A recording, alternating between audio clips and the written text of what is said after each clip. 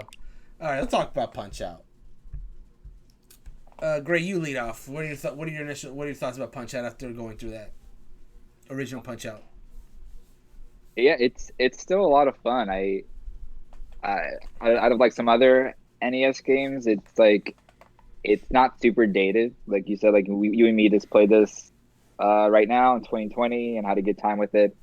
Um, I think it just like it doesn't really teach you how to do some stuff, but I think once you just keep playing, you get the hang of things and you start to learn like the the fighting methods of the other characters and Yeah, the boss enemies and stuff. Yeah, I mean, it's really fun, I think, still. yeah, I have a good time with it. Like I would love to keep playing more of this, but of course we're gonna check out the other game. But yeah, for sure. yeah, it's a great time. Yeah.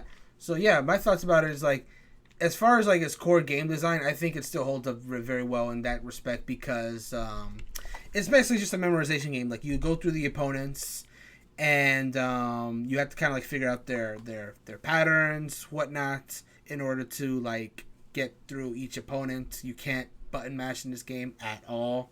Like you really do have to learn how to defeat opponents because they block a lot. And if they block your attacks too much, you get punished, and then your heart runs out, and then you get attacked. So it's very much a game of memorization. You have to know when the right time to punch him is, and for a lot of fighters, it's similar, but there's a lot of stuff you have to learn.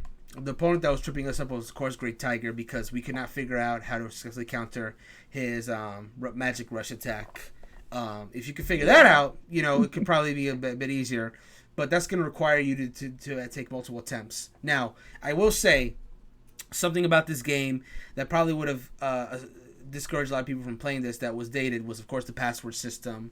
But you can rectify Mhm. that if you use save states. You can like literally keep fighting that opponent as many times as you want until you defeat them, until you figure out their patterns and then defeat them.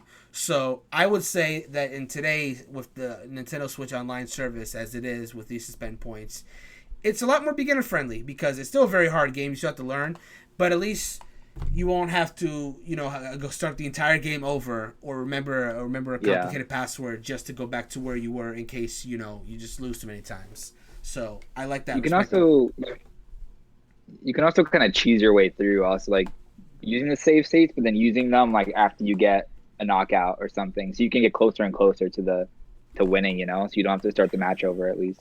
Right, for sure, for sure.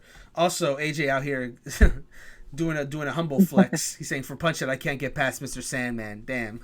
So obviously he figured out the pattern to get past Great Tiger. We were not able to, at least not in this stream. I'm sure that if we put more time, we'd figure it out eventually. But Is for our he the progress, last one?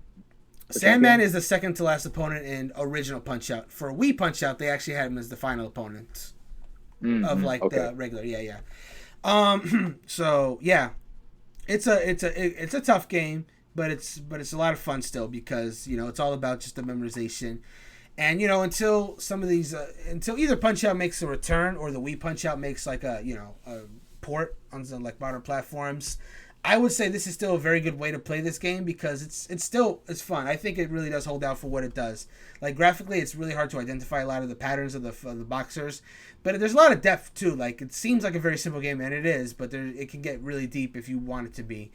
Especially if you're trying to like farm for like where to find the star punches. Like even if you defeat an opponent, that doesn't mean you've learned everything about them. Like you can still learn where the stars can be found in the opponents. You can find out easy ways to knock them down. Like for Glass Joe, when he's like coming off the stage, if you punch him literally as he's coming back on the stage, it's an instant knockdown. So that's one example of something you can do. Hold on one second. There we go. Something my chair had broken off. Anyway, so that's an example of something that you can do. Same thing for Piston Hondo when he's like doing his same thing. When he's getting ready to do his like rush attack, if you punch him right as he's coming back into the ring, you can shut down the entire rush attack and not even have to deal with it. Which I didn't like. I don't know how to deal with the rush attack once he started it. I just learned how to counter punch him so that he doesn't get a chance to do it. So there you go. I don't know if that's a good thing or a bad thing, but there you go. All that to say, yeah, I do think Punch Out holds out pretty well. And then yeah, especially the way we did it, where you like take turns, one person, maybe we'll figure out something that you didn't, can make it even more hmm entertaining today, than playing it by yourself back in the day. Yeah, last thoughts. Yeah, exactly. Everything you said pretty much like sums up my thoughts on it. Like, thanks, thankfully, because of these save states and the NES classic application, like it makes it a lot easier to get through. Because if I was playing this and I had to restart the game every time I Every time like you pretty much lost three lost a times, match, yeah, yeah, that would get annoying, and I would hate that and probably not continue to play it. But thankfully, it's easier now to yeah. get through. Oh So that's man, cool. For a lot of these older games, that they really become more accessible. that I don't think it can be understated how much the save state feature really just makes these games tolerable today. To be perfectly frank, because like it's something I've said often on this show. NES games in particular, because you don't. These games are not 50 hours long. It's not an Assassin's Creed. It's not a Breath of the Wild. These are games that realistically, if they weren't hard, you could probably finish them in like 2 hours tops for a lot of them. Yeah. Yeah, so to make sure that people got their money's worth out of that $50 or however much it was back then, you have to make the games hard. And you kind of have to make them start all the way from the beginning of the game every time you lose to justify that price tag, because then you keep playing it. That's automatic replayability from back then, the difficulty and sending you back so you can eventually get to the credits and say you finished the game. Nowadays, not only do we have those games that are all those hours, but we have so many games available now. So for someone to like today, like especially an adult gamer like ourselves, for us to justify going back to an old NES game, first off, you got to get through the graphics hurdle, which is something that a lot of people can get through. Obviously, we're Yeah. exceptions, but like a lot of people can't through the graphic hurdle. I think we both know someone who can't get through that graphic hurdle often. I was just Um, gonna mention him, but it's fine. We don't have to say his name. He yeah, knows. He knows. he knows, he knows. But yeah, if you can get past the graphic hurdle, then save states will really help you get through these games, because then you won't be. They'll still be hard. You still got to complete the levels, but you won't have to restart from the very beginning of the game.